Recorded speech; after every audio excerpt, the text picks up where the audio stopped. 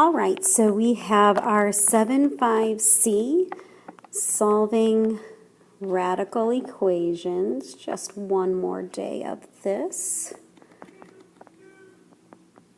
Now, our objective today, what we're going to actually be doing today is we're going to join the lessons from 7.5a and 7.5b. So we are going to solve radical equations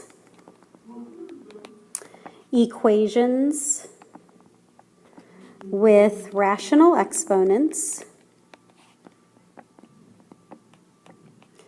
and we're then going to check for extraneous solutions. Okay, and this information, different kinds of examples can be found on page 389 in your book. So let's look at our first problem here. We actually just have a few examples I just really want to use today is to identify, when you're going to solve radical equations and when it's the rational exponents. It should be pretty obvious, but just in case. So for our first one, I have the square root of x plus 5 minus the fourth root of 5 minus 2x, and that equals 0.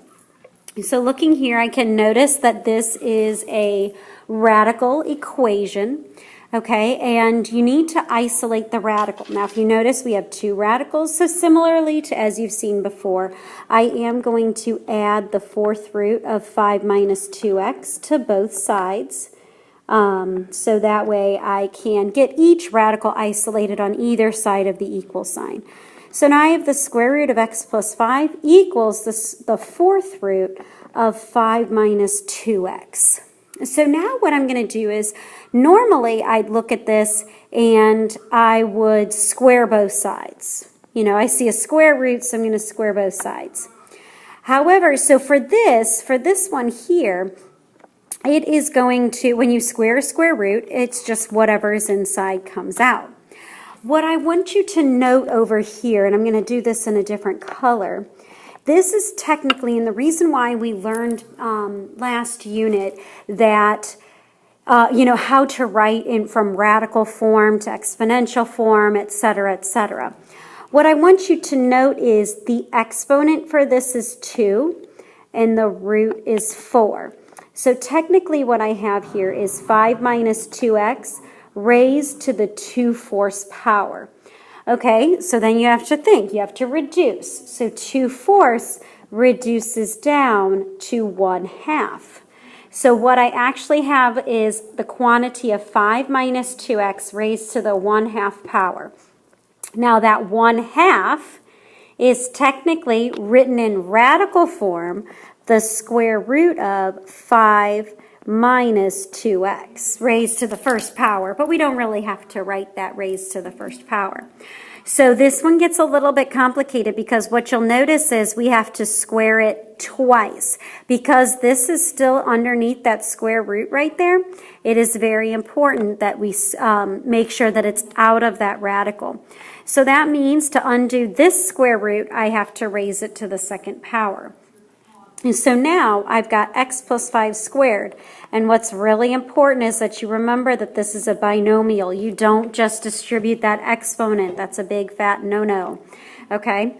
And then when I square the right side, I get 5 minus 2x. So let's move on to the next slide here where we can actually work this all out. So I have x plus 5 times x plus 5, and that equals 5 minus 2x. So I need to distribute everything out.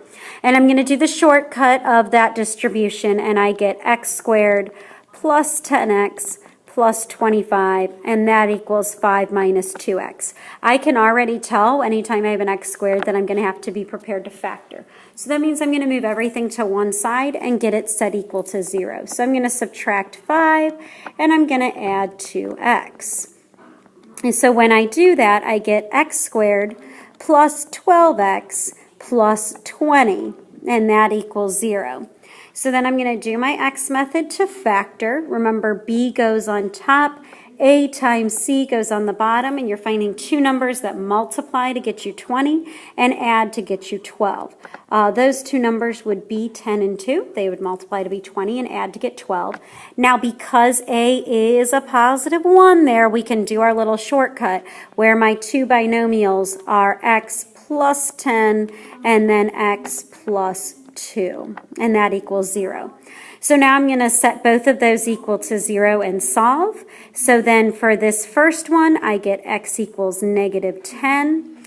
For this second one, I get x equals negative 2. And so now I need to check for both. Remember, you have to check in the original. So the original problem here was the square root of x plus 5 minus the fourth root of 5 minus 2x, and that equals 0. So when I go to check for my first one, I'll go ahead and check negative 10 first. So I'm going to, so this is going to be my check. I'm going to substitute negative 10, and it is very important that you write that negative 10 in parentheses. Okay, and now what you have to do, all of this, you're going to type into the calculator. Okay, so take a moment, and we're going to do the square root of, and I'm going to do that negative 10 in parentheses plus 5. You do have to remember to arrow to the right to get out of that square root, and then minus, and remember to do anything higher than a cube root, you have to type in your root, so I'm going to type a 4. Then I'm going to hit the math button, and press number 5, and now I've got a fourth root, and that's going to be 5 minus 2, and then in parentheses that negative 10, and I'm going to arrow to the right to get out of that square root. What you'll notice when you press enter is you get this error, non-real answer. So that non-real answer does not equal 0, so therefore negative 10 is an extraneous solution. I'm going to do that same check with negative 2, and then I'm going to have fourth root of 5 minus 2 times negative 2. And remember, I'm going to type all of that into the calculator. You're going to type it in exactly how you saw it, exactly how we did with that negative 10. And when you press enter, you do get 0 equals 0.